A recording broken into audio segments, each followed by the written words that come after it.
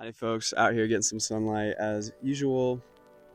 Today I have been thinking about my progress. So what I've been working on is my hip rotation in the seated meditation position.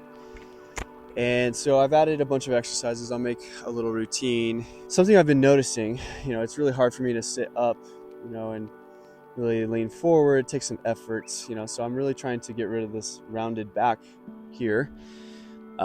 Just as something fun to work on and as a part of my body and just stay consistent with. But what I wanted to talk about today was your edge. The edge, just like with stretching, right? There is this concept called PNF. I'll throw up the big title on the screen because I don't want to have to pronounce it all. But it's basically talking about strength at the end of your range of motion, right? So like the further I can bend forward, like the reason I'm limited is because my body can't go past a certain point, right? It doesn't feel safe. And so my nervous system locks up and it tightens the muscle right there and it says, don't go any further.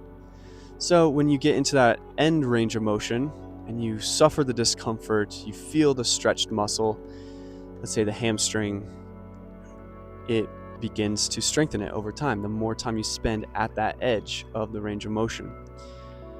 So this concept I'm noticing is so parallel to how life works. And another thing I've been doing is hanging, right? And so hanging off of a bar, trying to extend how long I can hang off of a bar. And I noticed that the largest strength gains the leaps I make in my strength with hanging as well is directly proportional to how long I stay in the pain of that edge.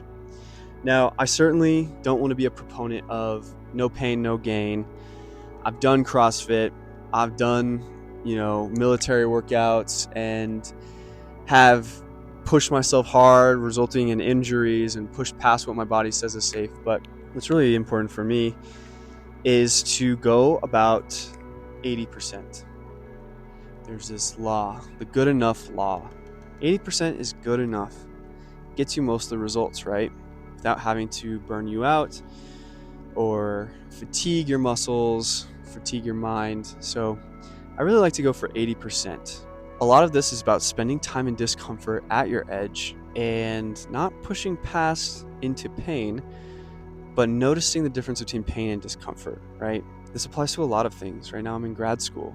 There's a lot of discomfort. There's a lot of having to prioritize homework. I'm in grad school for therapy, and so a lot of it is being places on time, meeting clients, sitting with uncomfortable emotions, and really, really pushing myself. And there have been moments when I've dipped into pain, certainly. What's been most important for me to realize is that growth happens in the discomfort. And while that sounds like an Instagram fluffy post, it really is true. And the longer that you can start to befriend discomfort, the more growth occurs, right? So I've really been trying to work with this discomfort by being mindful, by being present with it, by feeling it, making sure it doesn't go into pain.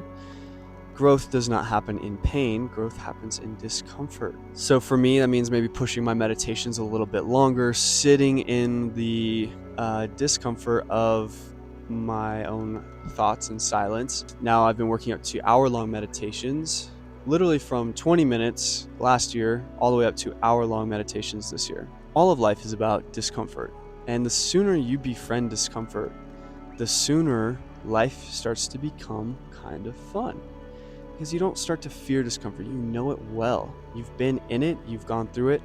Some of these things that have taught me this are cold plunges, saunas, where you really sit with discomfort as long as you can, pushing your body not into pain, but just discomfort. I can say it one more time if you want, discomfort. So think about that. And that's what's on my mind today. So I'm really at an edge in multiple areas of my life, my vocation, my career, grad school, my fitness, my breath work, my meditation, my relationships with my friends, my partner, my family. And all of life seems to be discomfort right now. And it's great. It's really pushing me. in a lot of directions. I don't know if I can hold a war on multiple battlefronts, but I'm doing it, and I'm just being mindful of it. I'm sitting with it, and it's been extremely rewarding. So I'm hoping to do that too with my sitting posture now.